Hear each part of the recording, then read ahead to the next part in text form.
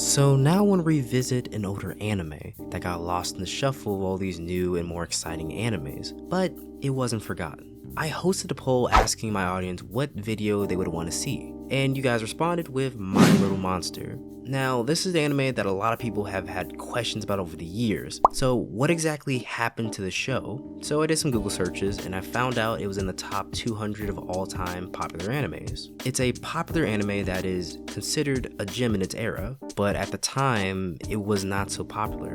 In a lot of ways, it's a very underrated anime, but let's pause it here. If you're new to the channel, my name is Barry, and this is my Why Little Monster Isn't Getting a Season 2. I talk about all the things that go behind your favorite anime. Now, if you like that kind of content, do make sure to leave me a like, because that sends the message to YouTube to push out the video to more people, and I would really like to get to 500 likes on this particular video. Also, let me know down in the comment section, do you want a Season 2? Comment yes or no. And lastly, a staggering amount of people like the video but don't subscribe.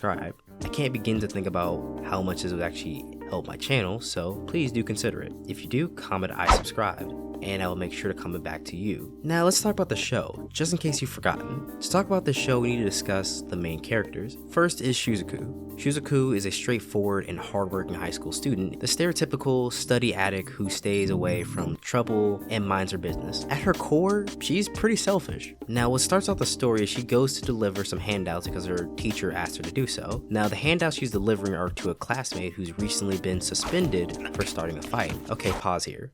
So how do I explain the cluster that is Haru? From their first interaction with each other, you knew this guy has some serious emotional baggage, setting up the stage for past experiences that have not yet been resolved.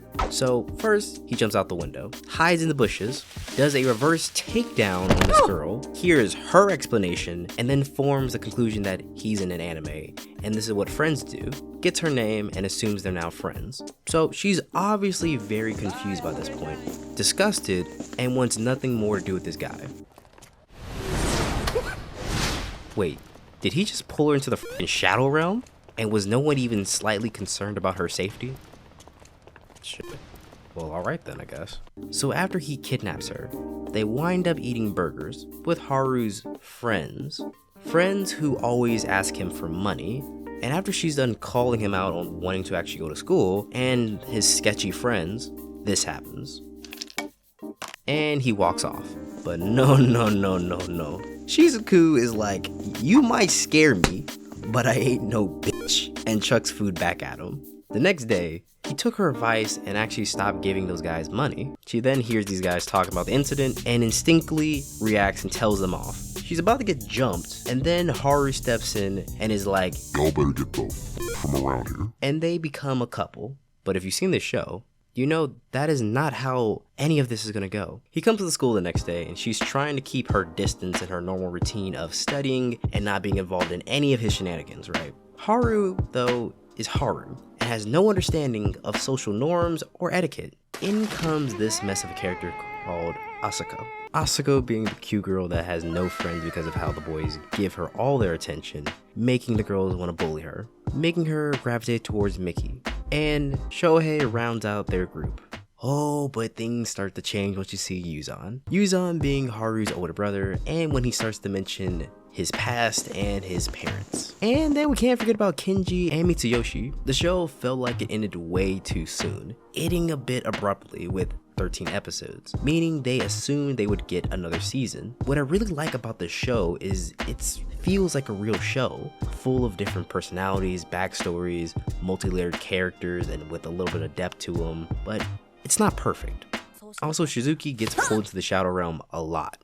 Without a doubt, this show is a 3 out of 5. Every character stands out a little bit and has a little bit of unique personality and characteristics about them. Even though some feel like a trope, they do make it their own. From the outside, the artwork and illustration don't seem to really be too impressive, but over time, the darker oranger colors and the brown colors really do give it a warm but very grounded feeling to the show. Also, if you're wondering, do Shizuku and Haru end up together? Then yes. And if you're wondering about who ends up with who by the end of the series, yes. So now it's time to give the people what they want. This is the part of the video where we talk about the Blu Ray sales and other revenue sources for these animes, and at this point I have a number of videos where I go in depth in explaining why this is important, but in summary, this is how companies, that own your favorite animes make a profit. Yes, anime is a business that needs money to operate. Crazy.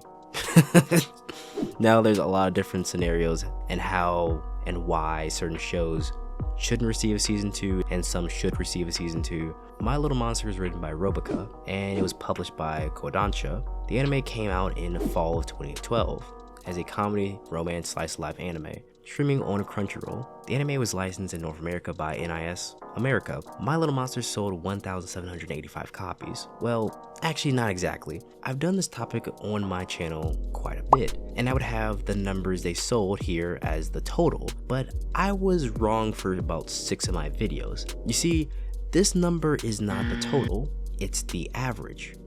Luckily, I'm not 30 videos in on these playlist videos. I can simply just improve the videos moving forward. This number is still bad and means something, but the average needs to be higher. You see, here is the real total, 12,497 copies. So let me explain the averages. It's like this, 0 to 1K, you're a bit low, buddy. 1K plus to 5K is about average.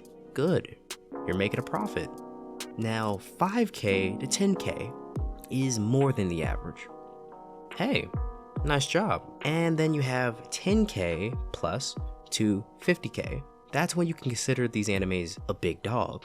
You are for sure getting more of this. Anything over 50K is them just wiping their butts with $100 bills at this point.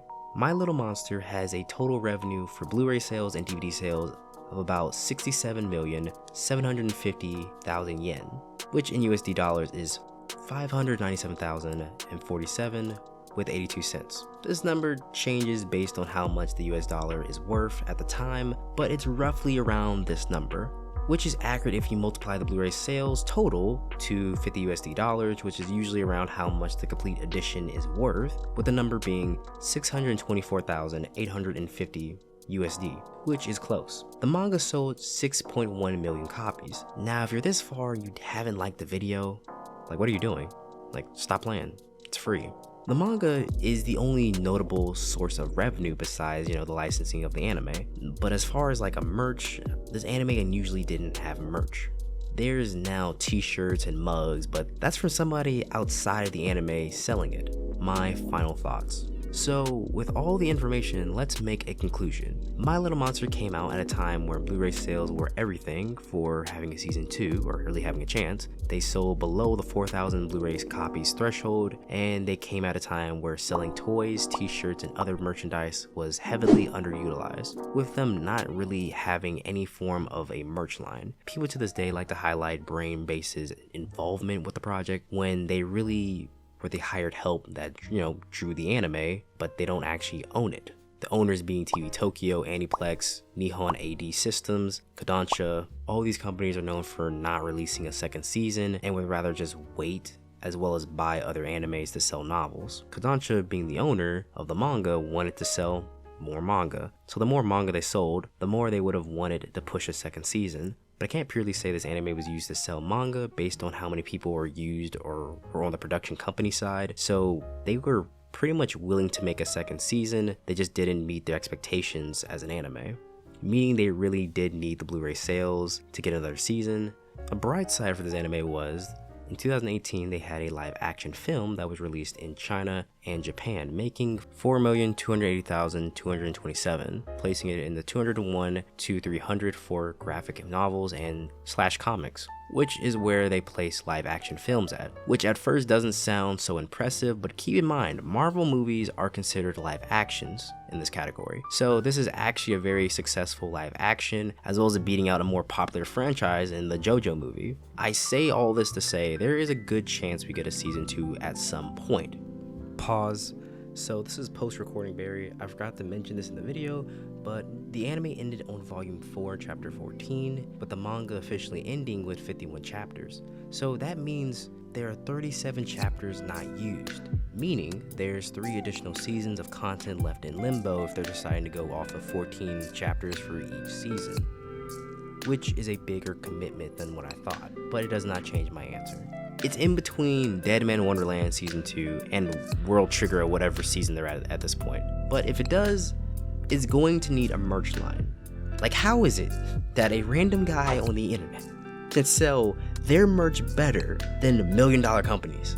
They can't depend on Blu-ray sales, right? That's what I'm trying to say. Luckily, streaming looks to be better and better each year, but merch has shown to be hand and foot above streaming. But with the Harumiya remake not doing as well as it should have, and yes, I do mean a remake, this is a remake, romance animes not named Fruit Basket need to wait for the perfect time and perfect opportunity to launch. But that's gonna do for this video. Make sure to subscribe, because I don't know who else is going to give you content like this.